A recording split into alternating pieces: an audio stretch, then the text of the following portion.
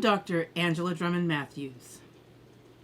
Welcome to Week 5 of American Literature 1. I hope you enjoyed reading the writings of early American chroniclers and thinkers.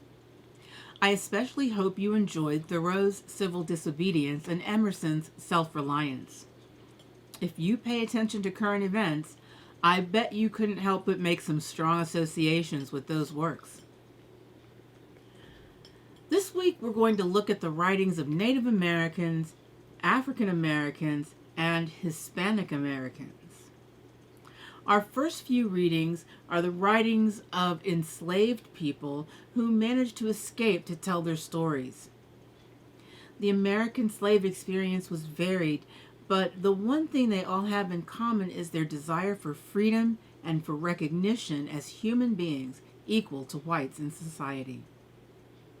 You'll get to view their biographies in the videos, but think about what they went through to become free and to pursue their dreams even in the worst of situations.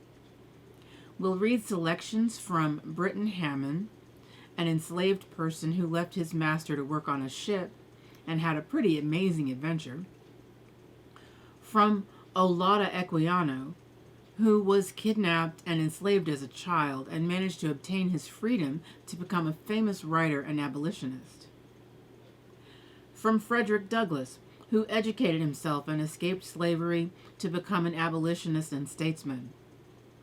From Harriet Jacobs, whose incidents in the life of a slave girl became one of the first texts to shed light on the plight of African American women in slavery.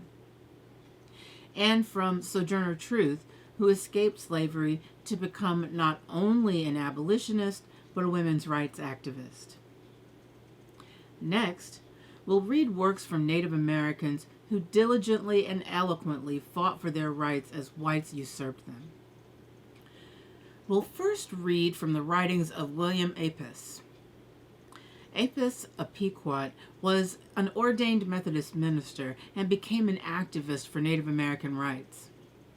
Next, we'll read the 4th of July speech of John Wanaucon Quinney.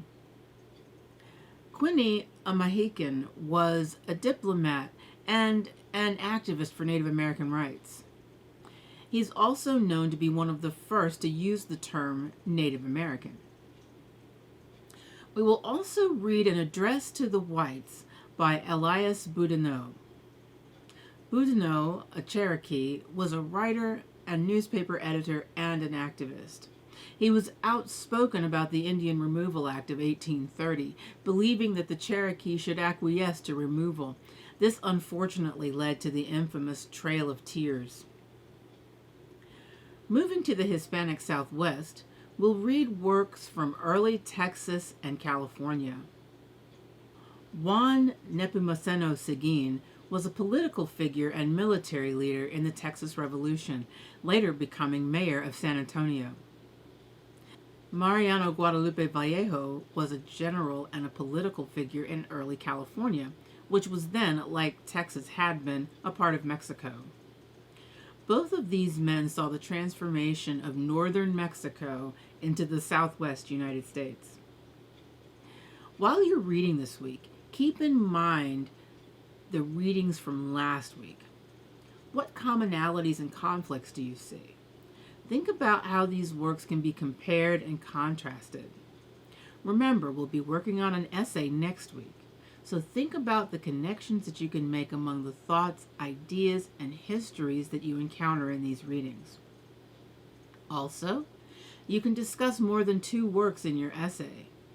You can even make broader assertions about types of works and genres. Bring to bear what you learned in English 1301 and 1302 about rhetoric and argument. Most of the works in this unit, even the ones that are memoirs, express some kind of argument. What do you think about how these writers present their assertions? Do you find any internal conflicts in their ideas?